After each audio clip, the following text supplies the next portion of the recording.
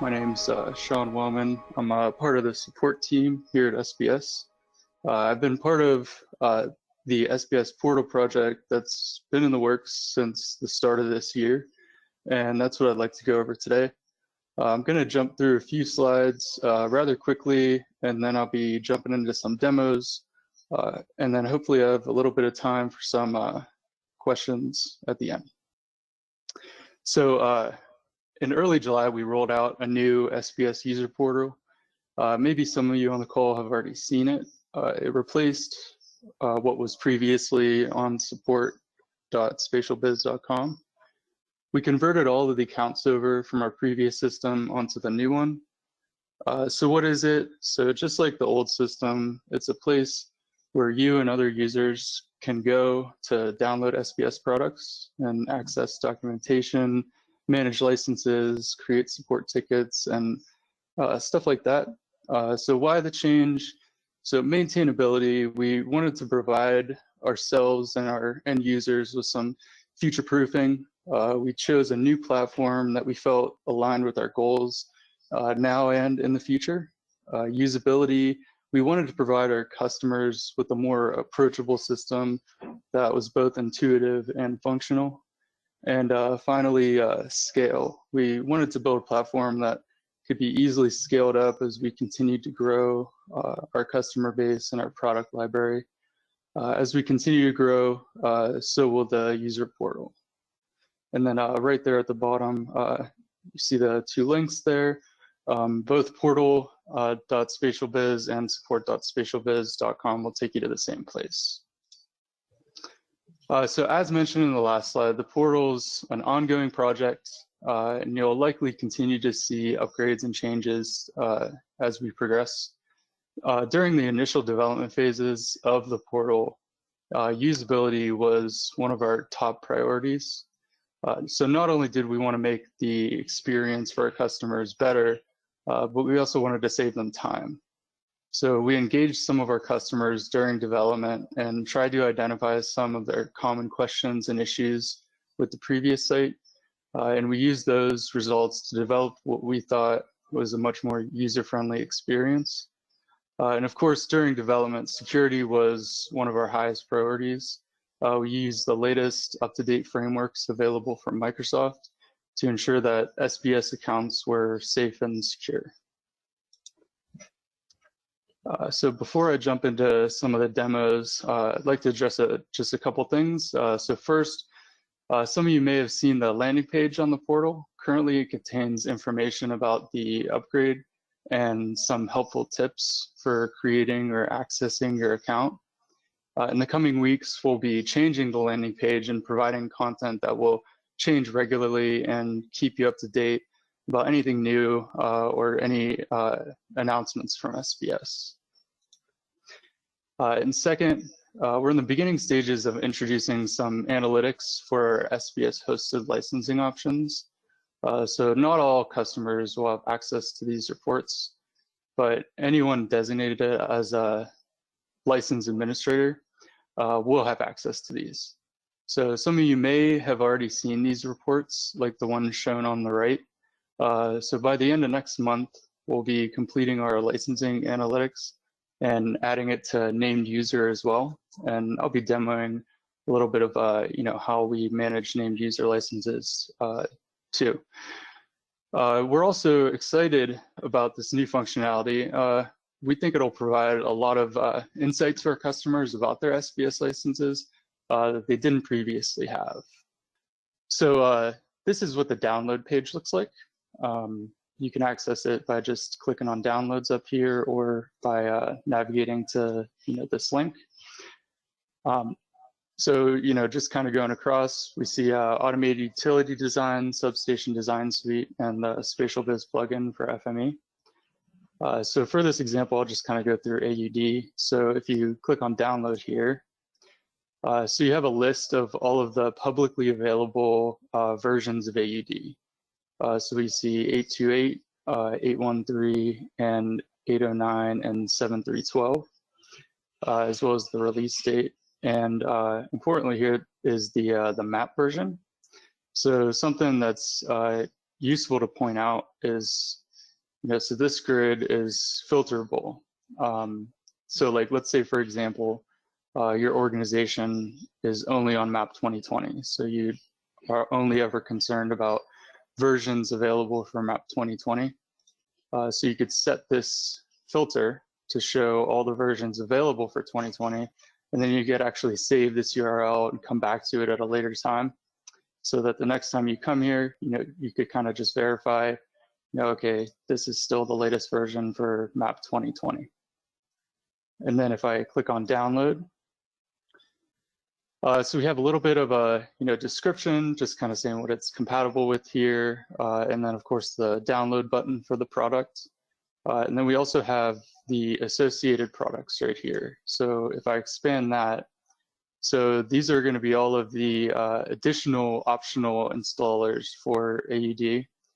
So we have the infrastructure administrator, the distribution configuration, and the smart tools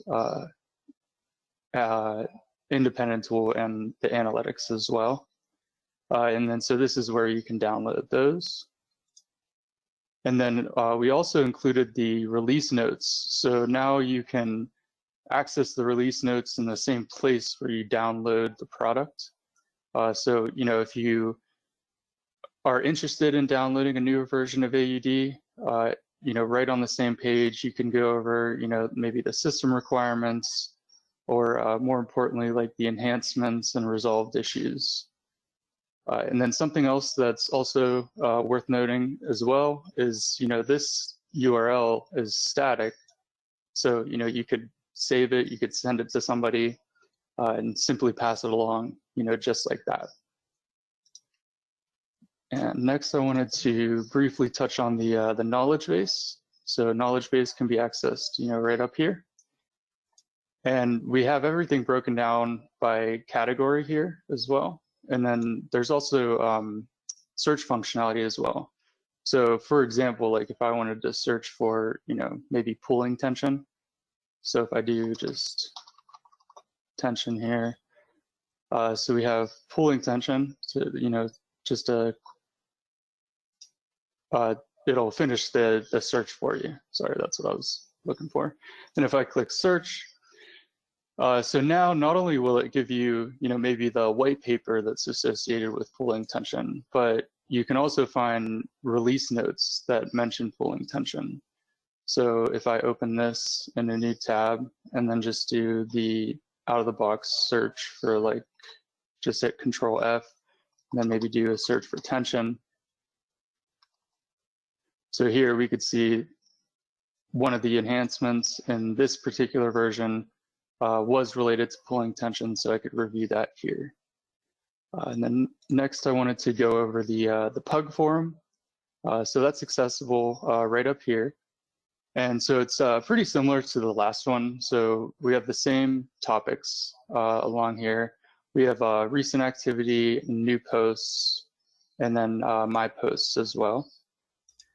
And to create a new post, you could just click on the Create Post button here, and you'll put a title, and then choose a category, and then do a description as well. And then one thing to point out too is, so like if you're interested in being notified whenever there's a new post created in one particular topic, so like general discussion, for example. So if you click on that, there's a follow and unfollow button.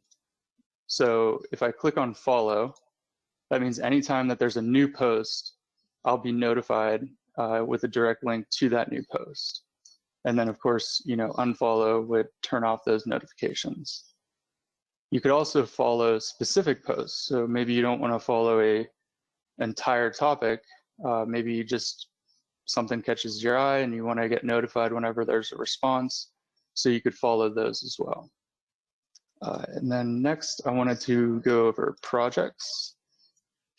So some of you on the call may be familiar with the project process or the delivery process for SBS. So this is kind of a continuation of that same process. So if you do participate in a project or an AUD implementation, for example, from SBS, if you click on the projects tab, you'll see everything that SBS has released. And then again, this grid is also sortable as well. So for example, if you just wanted to sort it by the release date and then save this URL, so that way you can navigate back to it and just automatically see the newest release right at the top, you can do that as well. And so just as an example here, I'm going to go ahead and open up one of these projects. So we have, again, like a little description right at the top, and then something new that we introduced was, so now you can actually get a list of what that release contains. So, you can get a little bit of some insight before you actually download it as to what you're actually going to download. And then again, these links are static, so you can send those along to other people at your organization as well, if they have access to that particular project. And next, I just wanted to go over and demo some named user license management. So I know Dave, a few days ago, touched on named user licensing being released for AUD. So currently we have it implemented for SDS PNC and AUD as well. And so what a named user license is so it's one single individual license that can be assigned to an individual user. And there's no limit on the number of times that you could reassign those licenses. And once the license is assigned to that person, they can open AUD and then log in similarly to how you do for AutoCAD map. They would log in using their SBS support account. And then once they log in, they no longer have to log in again to obtain a license as long as it remains assigned to them. And so management, and then again, this is only really going to apply to the people responsible for managing licenses at an organization. But that management screen looks like this. So here we could see that, I have 21 total licenses, 7 are currently in use or assigned, and I have 14 that are available to assign. And then, so in terms of assignment, so these drop downs right here, they're all going to be searchable. So if I'm looking for a specific person, I could just start typing their email and then select that and then hit save. And then as soon as I hit save, the license is assigned to that individual and they can log in to obtain a license and it'll remain assigned to them. The other option I have here, once it's assigned, is to clear it out. So, for example, Boston left the company and I just wanted to make sure that license is no longer available. I could click on the clear button and it's no longer available for that individual. And then I also have the option to click on the change user. So, here we have Marty's assigned to a license here. And then when I click on that, I get a little pop-up here. And then this is actually a pretty nice feature. So if the license is not in use, for example, like if I click on this one here, we'll see, Pat Reed's not currently using this license. So I know that, it's okay if I just assign it to somebody else. But Marty here, for example, when I click on reassign, I kind of have a red indicator here and it indicates the last date that it was used. And then it says, reassigning this license will remove their access. So this feature is nice because, if I need to reassign the license, maybe I could reach out to Marty and say, hey, I see you used your license a few days ago. Are you anticipating that you're going to need access? That kind of thing. And then something else that's also worth pointing out too is this entire site is going to be mobile friendly. So, if you wanted to manage these from your cell phone, for example, it's going to fit the width of your cell phone and you'll be able to kind of manage your licenses on the go and you don't have to worry about being in front of your computer to do so. And then lastly, just wanted to touch on the support aspect of the site. So if you click on the support button up here, you'll see knowledge base, my cases, and submit a case. So first, just want to quickly touch on submit a case. So you can still create a ticket by emailing support@spatialbiz.com. when you do that, all we really get is the subject of the email and what you put in the body of the email. We don't really know what product it's associated to, and we're kind of limited on the information that we have. So we're definitely encouraging everybody, if possible, to submit their tickets or their cases using this interface here. So you could put a subject, but the important part is you could pick the specific product that your ticket is related to, as well as, is it a core product issue or is it related to configuration? You could put the version of the software. If you're also tracking defects in your system, you could put your defect number for your reference.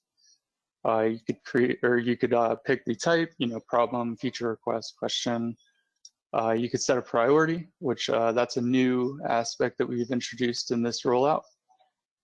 Put a phone number, and the phone number will only be used to contact you related to this specific incident. And of course, a description. And then you could add any files that you felt necessary as well.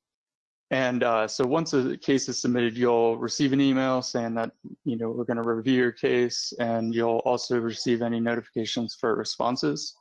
You could also review your cases here in your My Cases. And so this will list out, all of the cases that you've created. This grid is also exportable to Excel. So if you wanted to export it for, reporting purposes, you could definitely do so here. And then you could also click on it right here to open it. And that'll kind of give you a summary of your case, and then you could add to the conversation here as well. So Ryan, that's all I had. Are there any questions that you're aware of in the chat? I think we may have one. AUD usage graph, what is the vertical dimension? So this was just kind of an example of one of the usage graphs. So this would be monthly, and then below this is annual. So what this is displaying is, so if we see the peak right here, which is 300, which occurred on December 2018. So that would mean that in the month of December on 2018, AUD was opened 300 times, right? So for example, if you had one user, and this is, by the way, this is for a multi-user license. So if you had one user who opened the application 5 times in one day, right? So that would add 5 to that count of 300. Oh, there's a question. How do you join the PUG forum? So if you do not see the PUG forum when you log into the portal, you could send an email to support@spatialbiz.com or create a case requesting access, and then we'll go ahead and approve that. And then once it's approved, you'll immediately see the PUG forum right up here. And then similarly to, like, if you wanted to do it at a more organizational level as well, I'm sure that's something that can also be arranged.